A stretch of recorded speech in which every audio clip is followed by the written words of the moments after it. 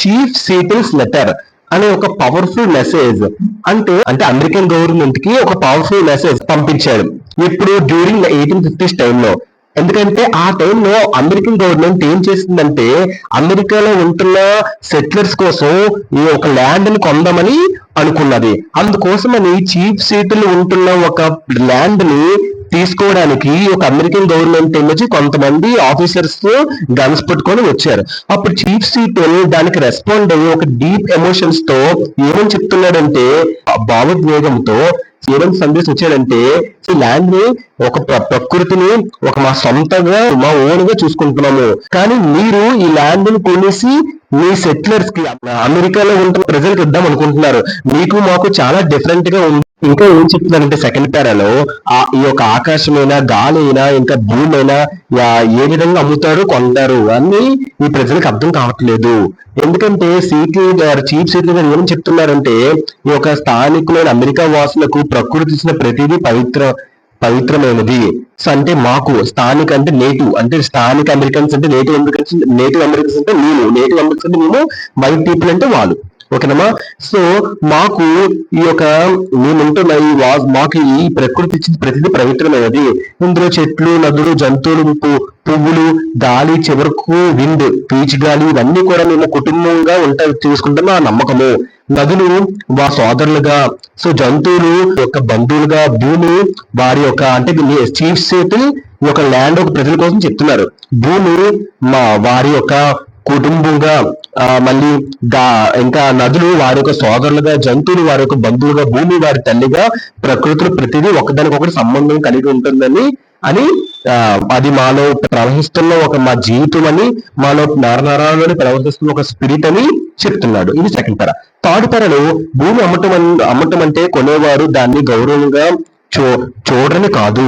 అంటే ఇతను ఏమంటాడంటే భూమి అమ్మడం కొనడం మ్యాటర్ కాదు, కానీ మీరు ఏం చెప్తున్నారు అంటే ఈ ల్యాండ్ మీరు తీసుకొని మీరు అమెరికాలో ఉంటున్న ప్రజలకి ఇల్లు కట్టించి ఇస్తాను అంటున్నారు, మీరు నచ్చిన ఫ్యాక్టరీస్ కానీ కట్టుకుంటాను అంటున్నారు అని చీఫ్ సీట్లు చెప్తున్నాడు. అమెరికా ప్రెసిడెంట్ లెటర్ లో చెప్తున్నాడు.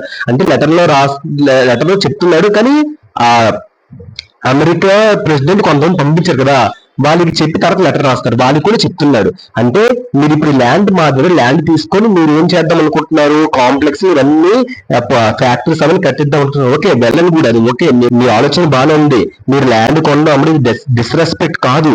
కానీ ఈ చీఫ్ సీట్లు అంటున్నాడు, ఈ నేను నేటివ్ అమెరికన్స్ అంటే నేను ఇంకా చెప్పాలంటే ఇప్పుడు ఈ వీళ్ళ దగ్గర ల్యాండ్ తీసుకొని అమెరికా ఏం చేసింది, వాషింగ్టన్ డీసీ అమెరికన్ క్యాపిటల్ కదా. ఆ అమెరికా ఇంతకు ముందు వాషింగ్టన్ డీసీలో అందరూ కూడా జైల్స్, రెడ్ ఇండియన్స్ అంటారు. వాళ్ళు రెడ్ ఇండియన్స్ అంటే ఎవరు? రెడ్ ఇండియన్స్ అంటే ఎవరు? అమెరికాలో ఉంటున్న కొండ జాతి వాళ్ళు రెడ్ ఇండియన్స్ అంటారు. సో ఆ రెడ్ ఇండియన్స్ వాళ్ళని తీసే అమెరికా దేశం వాషింగ్టన్ డీసీగా, అమెరికా దేశం రాజధాని వాషింగ్టన్ డీసీ మారింది ఒక రెడ్ ఇండియన్స్ ఒక ల్యాండ్ తోనే. ఆ క్యాపిటల్ అనేది తయారైంది. ఓకేనమ్మా.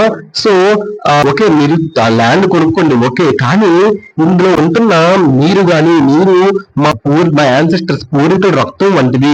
సో గాలి మా పిల్లలకు ప్రాణాన్ని ఇస్తుంది. మాకు కొన్ని తరముల నుంచి భూమి, నదులు, గాలిని చాలా ఎంతో ప్రేమగా చూసుకుంటున్నాము. అదే ప్రేమతో ఉండమని ఈయన తెల్లవారికి కూడా చెప్తున్నారు అని ఈ పేర. ఓకేనమ్మా. నెక్స్ట్ గారు ఇంకా ఏం చెప్తున్నారంటే, ఏమని హెచ్చరిస్తున్నారంటే, మనం ప్రకృతిని నాశనం చేస్తే అది మనం నాశనం చేసేస్తుంది. ఒకవేళ ఒక మనిషి నేచర్ నాశనం చేస్తే తిరిగి అది వాడి నాశనం చేసుకుంటాడని చెప్తున్నాడు. ఇంకా ఏం చెప్తున్నాడంటే, దేవుడికి అందరూ ఒకటే. ఈ దేవుడు ఈ భూమిని తయారు చేశాడు మన కోసం.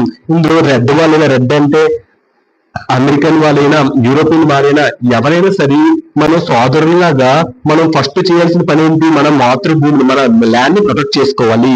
ఇంకా ఫైనల్ గా ఏం చెప్తున్నాడంటే, సెల్ ది ల్యాండ్. ఒకవేళ మేము ఒక ల్యాండ్ మేము అమ్మితే, మేము ఎలా అయితే ఒక ల్యాండ్ మేము చూసుకున్నామో, ఆ వైట్ పీపుల్ కూడా, ఈ అమెరికన్ ఉంటున్న పీపుల్ కూడా, సిటీలో ఉంటున్న పీపుల్ కూడా మాలాగే ల్యాండ్ ని లవ్ అండ్ కేర్ తో ప్రొటెక్ట్ చేయాలి. మేము ఎలాగైతే ప్రొటెక్ట్ చేస్తామో, ఎలాగైతే ఈ యొక్క భూమి యొక్క అందాన్ని కాపాడుకున్నామో, మీరు కూడా ఈ యొక్క భూమి యొక్క అందాన్ని కాపాడుకోవాలి. సో ఎందుకంటే ఇది మీ పిల్లలకు కూడా ఈ యొక్క ప్రకృతి కోసం తెలియాలి, మన ఈ ఫ్యూచర్ జనరేషన్స్ కూడా ఈ ప్రకృతి యొక్క అందాన్ని చూపించాలి, మనం దీన్ని నాశనం చేయకూడదు, డిఫారెస్టేషన్ చేయకూడదు, అఫారెస్టేషన్ దాన్ని చెయ్యాలి. సో నేచర్ అనేది చాలా పవిత్రమైనది, ఎప్పుడు దాన్ని మర్చిపోకూడదు, దాన్ని మనం నాశనం చేయకూడదు అని లెసన్. ఈ యొక్క లెసన్ లో మెయిన్ థీమ్ ఏంటంటే అమ్మా, ఎన్విరాన్మెంటలిజం అంటే చాలా ప్రకృతి పట్ల ఉన్న దృఢమైన నమ్మకం, దృఢమైన ప్రేమ ఈ యొక్క లెసన్ ద్వారా మనం తెలుసుకోవచ్చు. అంటే నేచర్ కోసం రెస్పెక్ట్ ఈ యొక్క లెసన్ ద్వారా తెలుసుకోవచ్చు. అండ్ స్పిరిచువల్ కనెక్షన్ అంటే వాళ్ళకి వాళ్ళ యొక్క భూమి మీద ఉంటున్న ఒక మంచి గౌరవాన్ని కూడా మనం తెలుసుకోవచ్చు. ఇంకా మ్యూచువల్ రెస్పెక్ట్, ఈ నేటివ్ అమెరికన్స్ కి వీళ్ళకి, నేటివ్ అమెరికన్స్ అంటే వీళ్ళు ఈ ల్యాండ్ లో ఉంటున్న వాళ్ళు, చీఫ్స్ ఇట్లా ఎవరి కోసం సపోర్ట్ చేస్తున్నారు, వాళ్ళు నేటివ్ అమెరికన్స్. నేటివ్ అమెరికన్స్ కి వైట్ పీపుల్ కి మధ్యన ఒక మ్యూచువల్ రెస్పెక్ట్ ఒక థీమ్స్ అమ్మా. So hope you understand this lesson కనుక మీకు అర్థమైతే please like, share and subscribe. Playlist intermediate lessons అని అప్లోడ్ చేశాను, ఒకసారి చెక్ చేయండి అమ్మా. Thank you, all the best.